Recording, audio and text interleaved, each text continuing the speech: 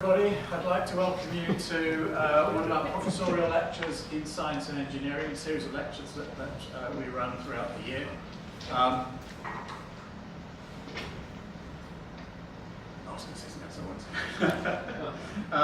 name is David Lambrick. I'm the interim faculty pro-vice chancellor for science and engineering, which means I'm the acting dean at the moment, the faculty.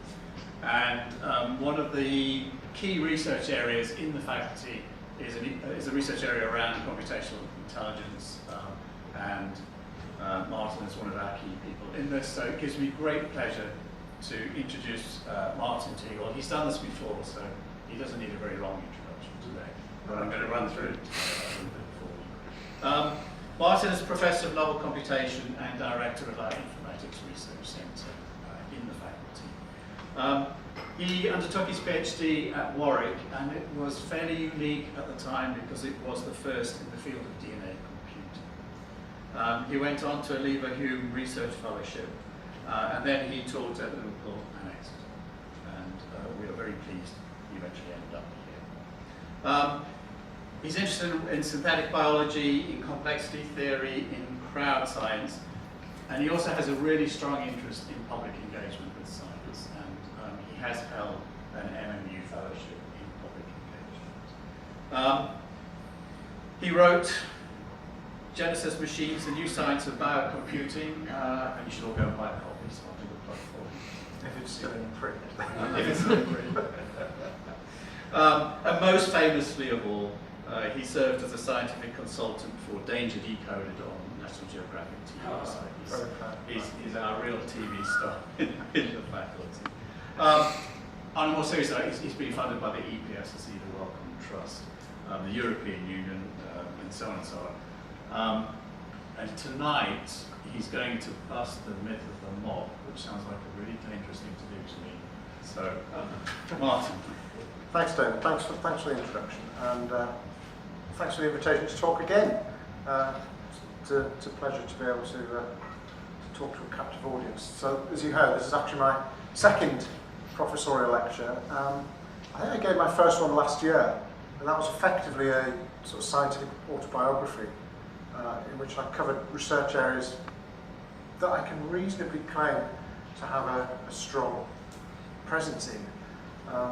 This lecture will be slightly different and a bit more scary for me actually, because I'm going to be talking about a lot of the stuff I'll talk about is work in progress, and it's an attempt really to help me get my own thoughts into some sort of order for a book that I'm currently writing. So I'm using you as my guinea pigs, if you don't mind.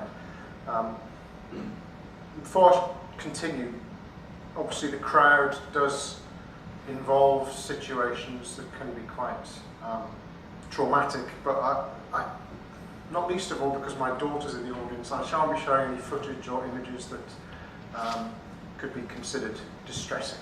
Okay, just to reassure you on that note. So, the subject of my ongoing research is the crowd. We've all experienced crowds. I grew up in the countryside in Northumberland, so probably the first experience I had of big crowds was going to watch Newcastle United and standing on the Gallagher Head, being literally physically unable to move the lift from my feet by the weight of the crowd. I'm sure you all have your own feelings about crowds.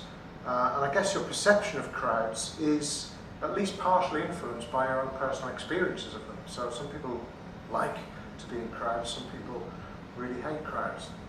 And I should take probably a moment to actually clarify what I mean by crowd, because I did an informal Facebook poll asking my friends, so some of you will remember, I said, what's the first word that comes to mind when I say the word crowd?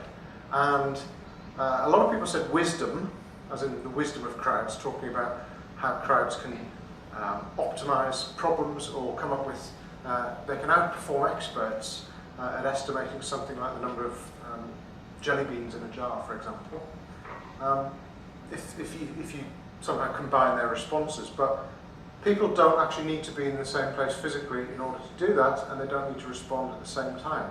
And they can even exist as individuals on the internet. So I'm not going to be talking about the wisdom of crowds in the traditional sense.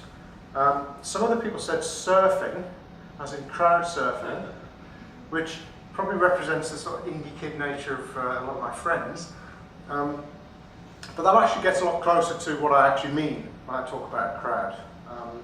That is a bunch of people who are physically present, as we are right now, in the same place. So they might be there for the same reason. They may be there to hear a talk. They may just be passing through, as in a train station or a bus station or whatever. They may feel a deep sense of togetherness, as in people at a religious service, or they may actually feel conflict. They may be in a disturbance. So what I hope to persuade you of by the end of this talk is that much of what we assume about crowds is wrong, and that we need new ways of talking about crowds and managing crowds. And if we are to successfully address a lot of the challenges that 21st century crowds bring with them. Could you switch off the microphone? How's that? Okay. So is that better? No? Shall I turn this one off? Fine. Okay, so I'm a computer scientist by training, and a lot of my work so far has focused on building toy models of the world. Simulations basically that allow us to play what-if games with scenarios and situations. And it's actually an interest that dates all the way back to my teenage years when I had my first ever computer. If you remember that far back to the 1980s, I had an Acorn Electron with 32 kilobytes of memory, and one of my first contributions to publishing stuff was to write an adventure game, a text adventure game called Runestaff, which only a 13-year-old boy could have come up with, plagiarised completely the whole Tolkien-esque genre. But to be able to build a world inside a computer at the age of 13 or whatever it was, it's actually very compelling. You can build a miniature universe that obeys rules that you define, and that's actually incredibly powerful. And it's really, that's all I've done ever since, is build miniature worlds with rules and with randomness, and then see how scenarios play out. And by constructing simplified artificial versions of real-world systems, we hope to be able to understand them better and to understand how they behave when we poke them or prod them or change the parameters in some way. So around 1996, 1997, my interest in this area had really been restricted to simple simulations of biological systems, like in artificial ecology. So we were just talking before, David and I was talking about final year projects, and my final year project was a simple ecosystem, so little bugs running around controlled by genetic algorithms and eating food and so on. And they'd adapt over time and so on. So that was my final year project, and that's what really was the extent of my interest in this stuff until I moved to the University of Liverpool in 1996. And it was then that my interest in crowds really started, because a student of mine, when he wanted to do his final year project, told me that he wanted to do a simulation of the Hillsborough disaster. Now, I don't know if he had family or friends involved in the incident, but it was only 7 or 8 years after the incident that I was working in Liverpool, and the memories were still incredibly raw. And I think he wanted to almost get some sense of closure by building this simulation to see what if things had been done differently. You know, what if that gate hadn't been opened? What if there'd been stewards inside the ground to divert people to the side pens? You know, what if? And he built a relatively simple version of the Leppings Lane end at Hillsborough, but it gave us some rough sort of indications about the sorts of things that would have happened had various policing not happened as it did, shall we say. And I think he did a good enough job, certainly, to get his degree. So a few years later, when I was at the University of Exeter, another student, Andrew Wood, wanted to do a similar project, again simulating the movement of people. And the first problem we had was to find a problem for him to simulate. And I've always had a nerdy interest in aviation. When I was in sixth form, I had this crazy idea. A couple of friends of mine, actually, and me, we decided after our A-levels, we weren't going to go to university. We were all going to train to be airline pilots and sign up for the British Airways cadet training scheme to be airline pilots. And that lasted about a week, and then we all decided that actually, no, we probably want to go to university instead. But I've always had a sort of amateur interest in aviation, and I was really intrigued by the new Airbus at the time when I was starting at Exeter, by the Airbus A380. And if you're not a nerd, this is a picture of an A380 I took at Manchester Airport. It's an Air France A380, and if you're not a plane nerd, you may not know that it's the first double-decker passenger aircraft. So it can hold just over 850 people in its maximum configuration, where both decks are economy class. They don't normally configure them like that. There's normally business and first on top. But so the top deck of an A380 is actually, I was lucky enough to fly on one once, and it's quite an experience. But at the time, the plane hadn't actually been allowed to fly, because there's a certification process that all new aircraft have to go through in order to be able to fly. And without certification, Airbus couldn't sell the plane. So we were wondering what would happen if people get to the exit and realise that they're 26 feet off the ground. So one of the principal tests that you have to perform when you get a new plane certificated is to evacuate the plane. So you have to be able to demonstrate just once that you can fill the plane with people and then get everybody off within 90 seconds. So 90 seconds is actually a limit that's been imposed in terms of that's if flashover, for example, flashover fires are going to occur, they normally occur within 90 seconds. And also that's generally the time it takes for people to be overcome by fumes and so on. So 90 seconds is like the magic target that you have to get. You just have to do it once. You just have to fill the plane, get everybody off in 90 seconds.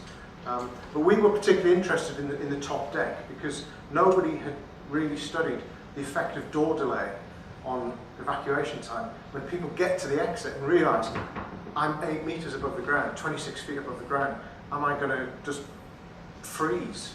Because it's a long way up. 26 feet is a long way to be off the ground. So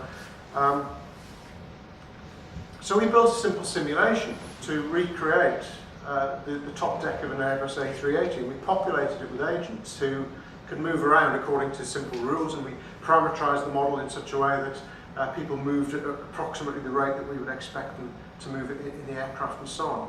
And we ran the simulation a number of times in order to get an average evacuation time just for the top deck, and it came out at around 60 seconds. So we thought, okay, it's a bit quick, but at the time we didn't have any data available to us because they hadn't actually done the evacuation trial, and there was no similar data planes available to allow us to calibrate our simulation because nobody. So we looked at planes that were roughly the same size as the top deck of the A380, and we thought, okay, well, it's a reasonable simulation, it gives reasonable results. So we wrote it up as a technical report, stuck it on archive. Andrew got his degree, and we moved on with our lives. And then a year later, Airbus actually had to evacuate the plane for real as part of the certification trial. So in 2006, at their plant in Germany, they recruited over 850 people to play the part of passengers. Interestingly, half of them were recruited directly from Airbus, so half of them were Airbus staff. And the other half, get this, were recruited from local gyms. So we've got a bunch of really fit people, squash players and the like, okay, and Airbus employees. Don't record this bit, dude. We'll probably get sued. But, you know, 400 Airbus employees, 450 fit people all playing the part of a normal plane full of passengers. Okay, I'm not going to labour the point, but suffice to say, they all got off in 78 seconds. So Airbus celebrates, they get the certification, they start selling the plane. So this prompted me to have another look at our simulation, because they got everybody off in 78 seconds, ours was 60, that's quite a gap. And when we looked again at the simulation, we realised that we'd made two errors at the time. First of all, we hadn't actually used the full complement of passengers on the deck. We'd sort of set it up with business class and first class at the front, and that's not how the trial was done. It was done economy all the way through. And secondly, we hadn't closed off half of the exits. So you're meant to the trial was done with only half the exits available on one side of the plane to simulate what happens if there's a fire on the other side of the plane. So we'd use all the exits, so no wonder our simulation was quicker. So we redid it with a full complement of passengers and only 3 exits available on the top deck, and it came out at 70 seconds, which is a lot closer to 78. So we thought, okay, that's probably about right, given that the lower deck would probably take a bit longer to evacuate because it's bigger. Okay, so this made me think, but maybe this is an area in which I can work. I can actually make a difference to the world and do some interesting work. And of course, there was a big research community already existing, looking at evacuation and pedestrian simulation in general. But I was just beginning to sort of dip my toe in the water, as it were. So in 2007, not long after I arrived at Manchester Met, the faculty awarded me funding for a PhD studentship. So I was looking around for a topic on which to work, and I thought, well, crowds could be a good high impact, as the key word, impactful area of research. So I took on Pete Harding, who had done his final year project with me. There's a theme emerging here. He'd done his final year project with me, and we started to look for angles on crowd simulation. So we started looking at simple models of crowd flow based on simulations of people moving around, physical simulations. So they follow simple rules, and they've got simple physical principles built into the simulation, and how people can be squeezed together. So in August of that year, I remember the moment, sort of like a eureka moment almost. I was reading an article in the New Scientist about how researchers at the University of Warwick, where coincidentally I did my PhD, had used a mathematical concept known as mutual information to study flocks of birds or flocks of mobile agents. So by using mutual information, they could detect the transition between order and disorder in a flock of birds, or a flock of, in general, mobile agents. So they could detect that transition from order to chaos, but most importantly, by using this concept known as mutual information, they only needed to track a very small number of birds in the flock in order to detect the transition. So they didn't have to look at the entire flock to be able to predict when it was going to burst open or when it was going to start becoming turbulent. So we thought, it occurred to me that we could use this idea of mutual information to study crowds, because crowds are just mobile agents, just like birds and insects and cars and so on. So it occurred to me that we could use mutual information to detect the onset of crush in crowds. So I grew up in the 1980s watching, it just seemed like the 1980s was the decade of disasters. I don't know if you remember it as well as I did, but you know, apart from sort of Piper Alpha and all of those other horrible environmental disasters, there was Heysel, there was Bradford, there was Hillsborough, a bunch of really awful crowd-based disasters, but certainly Heysel and Hillsborough were characterised by crush. So it occurred to me that there might be some way about how crowds flow that allows us to detect potentially dangerous crowd crush conditions. So we teamed up with a guy called Steve Gwynn, who's a fire safety engineer, who previously worked on aircraft evacuation, which is how I came across his work. So he became a co-supervisor with Pete, and by 2008 we had a rough plan for how we were going to apply mutual information to detect crush conditions, and we set out to test this, but it's really hard to do experiments on crowds of people. The ethical approval is really tricky. my mic just gone? Yeah.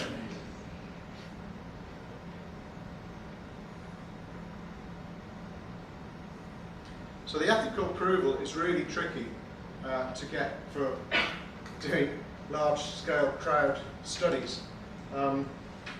So we needed a situation where crush conditions had occurred, but which had also had large amounts of data available to us.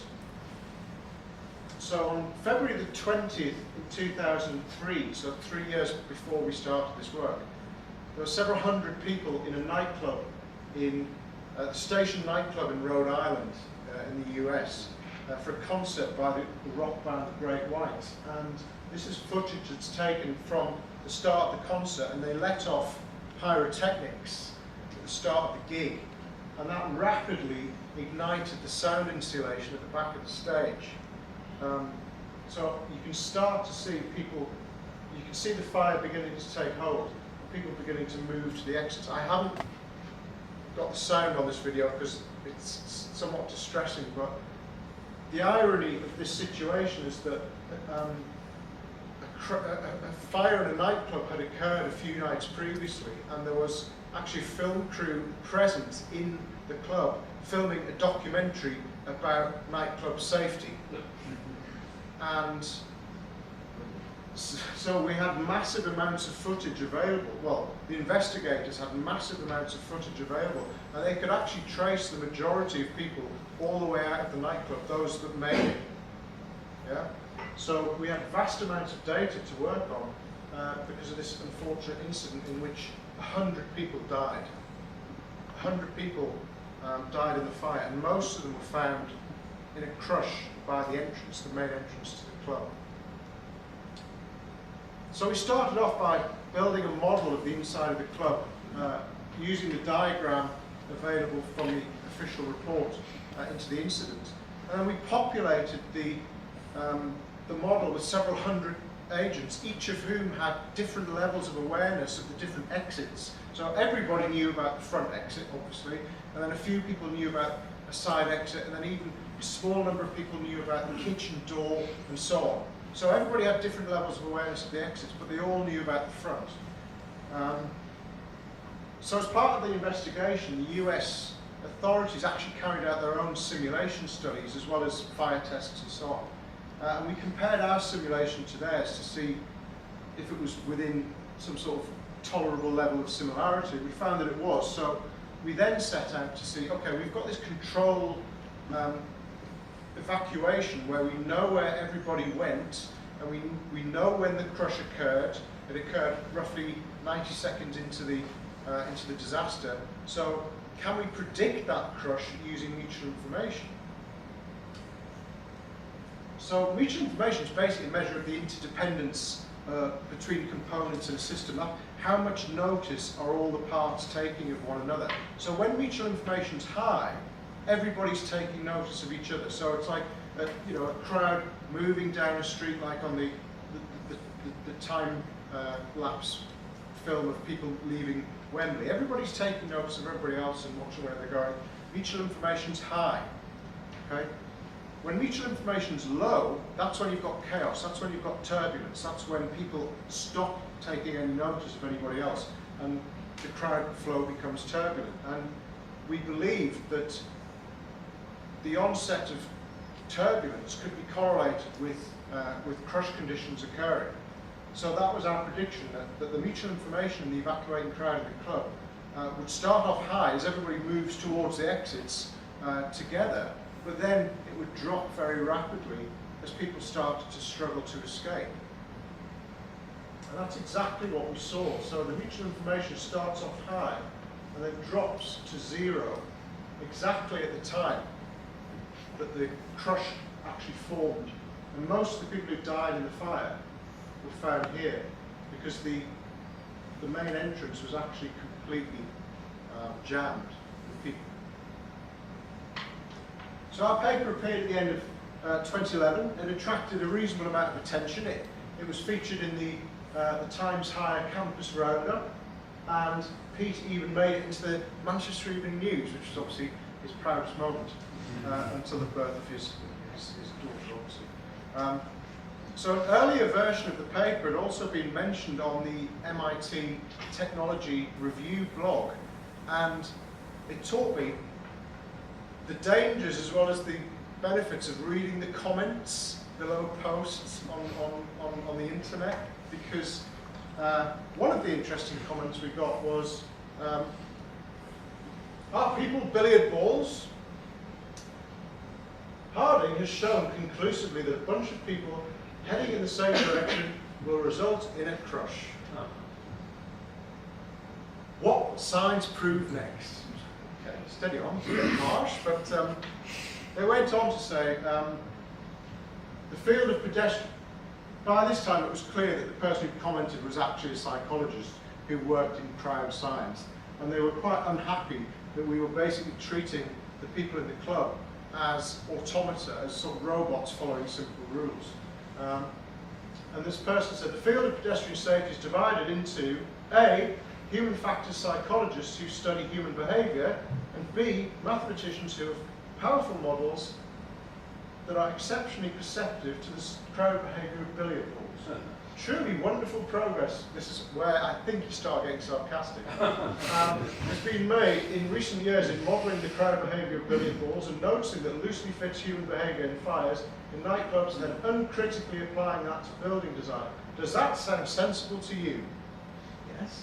Or would you rather have some understanding of why people behave as they do in certain critical settings? Now, although the point was valid,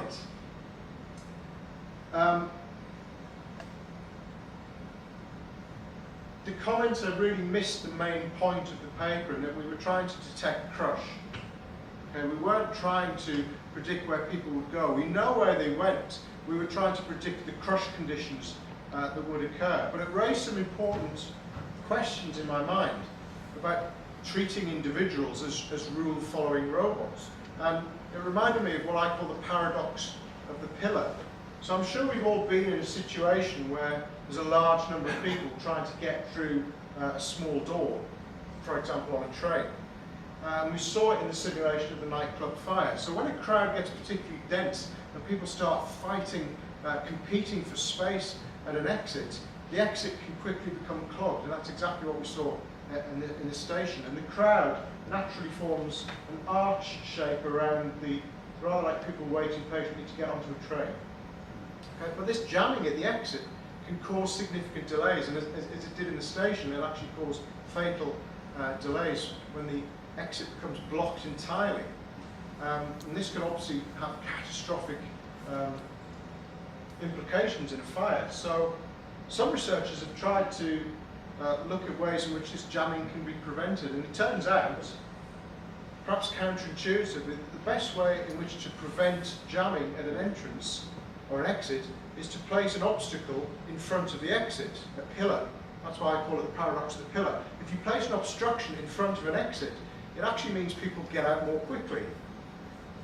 So by simulating the physical system and then testing it with people, and as in this case sheep, they showed, researchers have shown that effectively you can reduce the potential for conflict in exits by actually placing an obstruction in front of the emergency exit. So it's very paradoxical, and it's a very nice, neat outcome of physics-based approaches to crowd science, where you treat people as rule-following automata or robots. But how often do you see an emergency exit in a building with a pillar in front of it? Almost never. I mean, sometimes it might never make sense, like for example down a corridor where you never get sufficient jamming, where you basically constrain the flow. But in large gymnasia or venues, you never see, or you very rarely see, pillars placed in front of the emergency exit. And that's because architects just have this deep, they can't bring themselves to plonk a big steel pillar in front of an emergency exit. It goes against everything they've been taught about safety design. And there's actually some evidence that if you do put a pillar in front of an exit, people will avoid that exit. Factors in crowd science. And again, this was an area that people had been working in, but I talked to Steve and it became clear that the way in which we handle human psychology and crowd science is actually still remarkably rudimentary, but even worse, by focusing on physics, it propagates some of the most dangerous and pernicious myths about the crowd if we assume that people are billiard balls. So in 2014, we were joined at Manchester Met by Professor Keith Still, who's one of the world's leading experts on crowd management. And he's acted as a consultant to some of the world's biggest and most high-profile events, including the Hajj pilgrimage in Saudi Arabia, which you see here, and the 2011 royal wedding. So it was quite a coup for us to get him here on the staff. And in 2015, he organised a crowd management conference that he kindly invited me to sit on a panel at, and that's where he gave his professorial lecture. But in the same year, there was a disaster at the Hajj in which over 2,000 people were killed. 2,000 people. And it's a regular occurrence at this event. And whenever large numbers of people die in crowd disasters, what's the word that often crops up? When you see large numbers of people die, sorry? Stampede. The word that comes up again and again and again is stampede.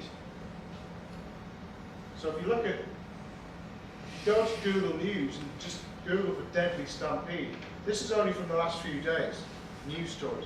Everybody uses the word stampede. So according to Wikipedia, which I'm not using as a primary source, but a stampede is uncontrolled, concerted running as an act of mass impulse among herd animals or a crowd of people in which the group collectively begins running, often in an attempt to escape a perceived threat. Like this. This is a stampede. Okay? This is a bunch of zebra trying to escape a lion. They're running. They're running away from a perceived threat. That is a stampede. That's not generally what happens in crowd disasters. Okay? Asphyxia is the #1 cause of death in crowd disasters. So, according to leading crowd scientist John Frewen, who has basically written the book on this, virtually all crowd deaths are due to compressive asphyxia and not the trampling as reported by the news media. So most of the victims at Heysel and Hillsborough and the Hajj were killed by compression asphyxia. They basically had the life squeezed out of them. So the human lungs act as bellows, as we all know, and the chest cavity has to be able to expand in order to suck air into the lungs. And if the chest cavity can't expand enough because you're being crushed by other people, okay, the amount of oxygen that gets into your blood rapidly drops off, you lose consciousness, and you die. And that is how the vast majority of people die in crowd disasters. They're not trampled in a stampede. The disaster that occurred at the Hajj, where 2,000 people died, wasn't due to people trampling over one another to get away from some disaster. It was purely, or so most people believe, due to two streams of pedestrians coming together in an uncontrolled fashion, and basically that caused a crush. Okay, people were just squeezed together. There was no trampling, there was no panic, there was no people jumping over the top of each other to get away. It was simply people were squeezed to death. But this idea of people acting like herd animals is still remarkably persistent. And two of the crowd conference panelists that were invited by Keith Still were Professor Cliff Stott, who's now at Keele, and Dr. John Drury, who's at Sussex. And together with Keith, they've been very influential in guiding my own thinking about how crowds work. So, in a 2011 paper, Drury and Stott discussed how the crowd as a concept used to be understood in terms of the concepts and assumptions of natural science. Okay, there was this reductionist ambition to create this fantasy of a unifying life science of crowds and insects and animals, where we can adequately capture the behaviour of crowds using a single set of simple biologically grounded rules. So crowd science as a discipline emerged in Europe in the wake of the French Revolution. And fear of the mob led, in part at least, to Haussmann's redesign of the streets of Paris, a city some of us know very well.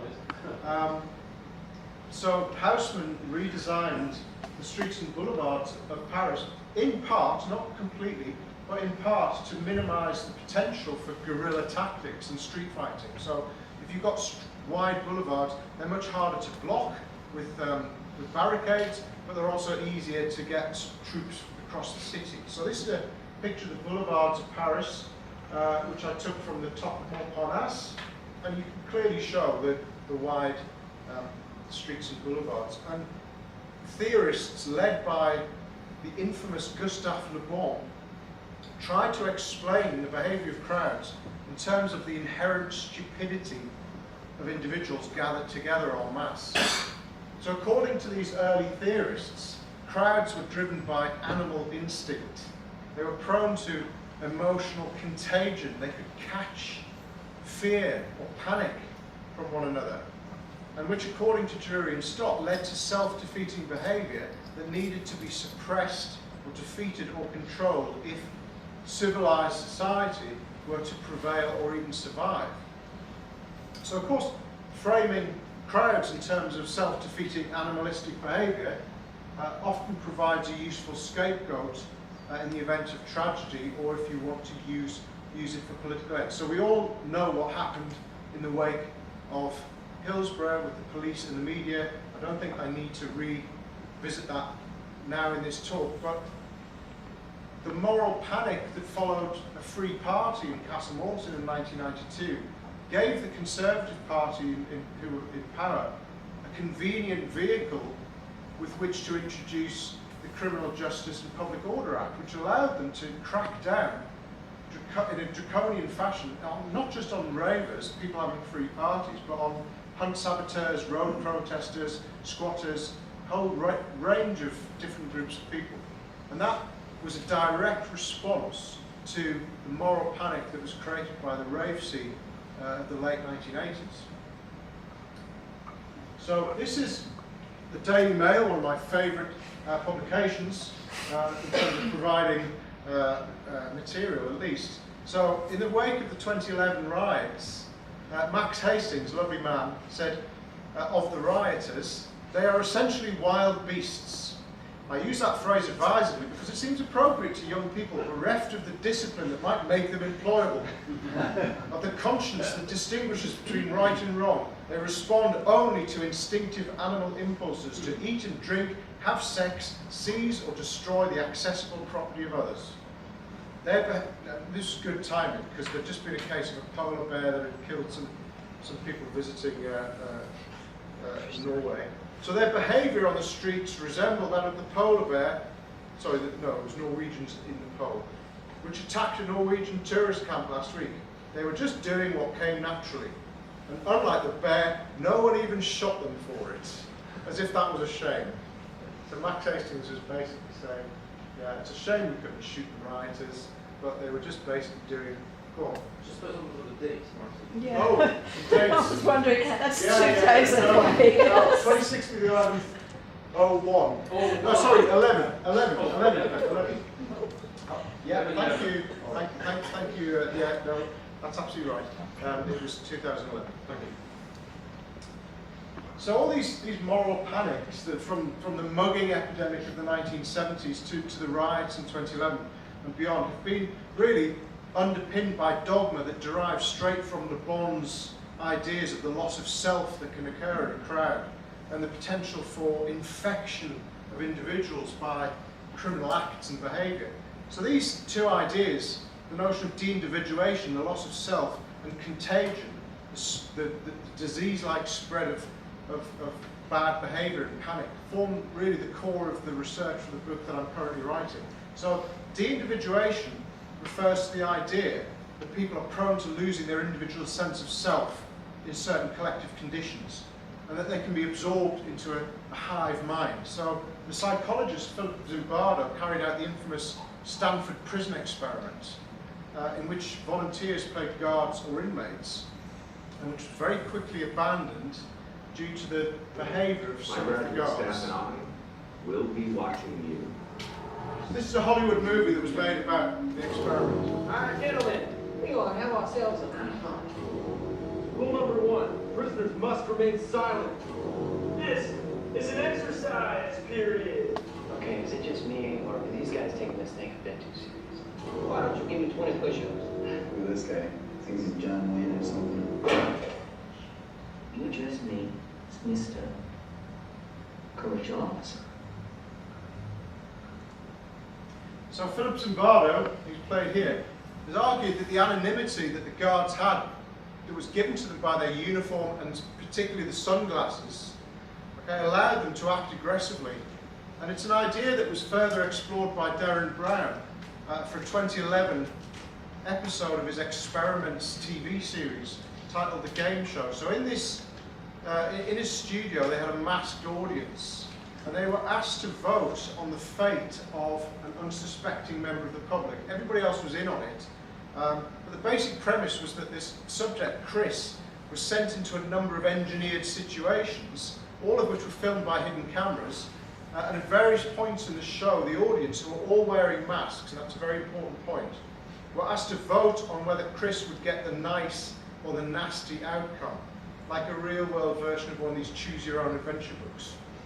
I think we're looking at what happens when you put the power to make those choices in the hands of a faceless crowd.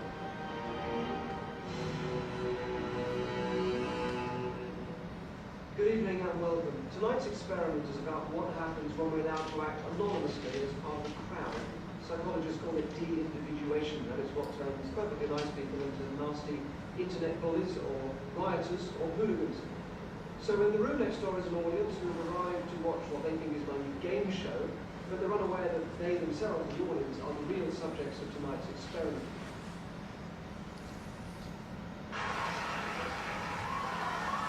So the show climaxed with Chris being run over by a car. And the camera panned over the audience and they're gasping with shock, conscious of the fact that they may have just been complicit in sending an innocent man to his death. Of course, nobody died. The final accident scene was actually pre-recorded with a stuntman, and the footage was spliced in so that the audience actually saw the pre-recorded footage. Chris, however, was a real unwitting participant. He honestly thought that everything that was happening up to that point was real, but that was recorded footage that they were showing of a stuntman. You, the audience, have been the real subjects of tonight's show. We gave you the masks so you could feel anonymous and just a part of a crowd. And as the evening progressed, you became less and less like individuals and more like a mob. You were affecting a real person, even to the point where you were happy for him to think he'd lost his job and were cheering for his property to be destroyed. You all genuinely voted each time. The majority gave us the negative decision each time. We always had a positive decision there, and the positive decision was always ready to run. But you genuinely each time voted for a situation to get worse and worse, which is something we all do. It's something we're all capable of. We've all been guilty of this mob mentality at some point in our lives. And this experiment has been to show how easily it can happen. Thank you, and good night.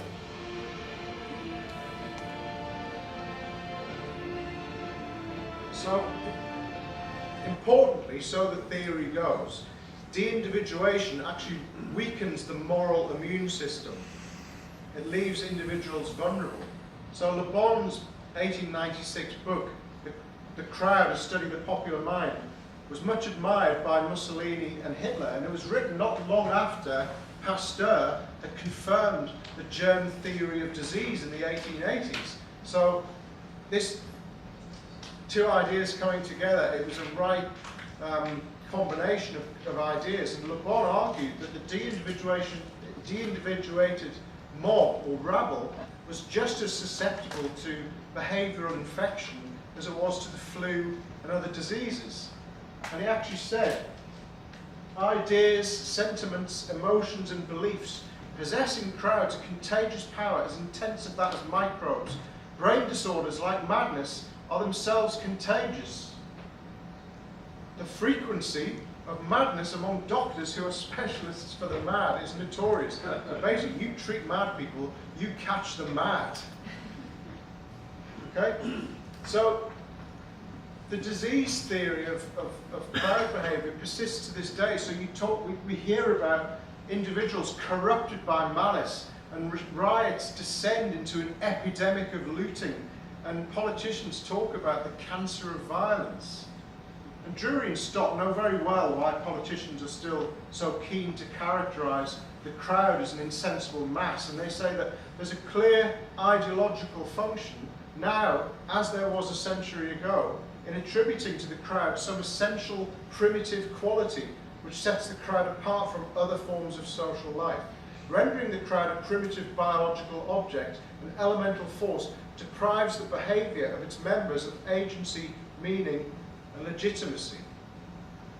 So the fundamental problem with the explanations that have been still persisting to this day is that it treats individuals as helpless robots. They're just victims of a volitional virus. And as Cliff told me in an interview, it's a theory that's basically dead in the water, and yet it still persists.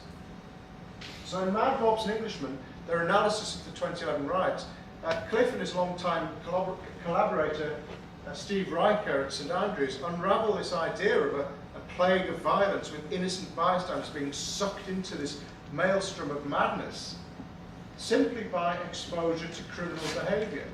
And they find very clearly that people don't blindly copy the actions of others.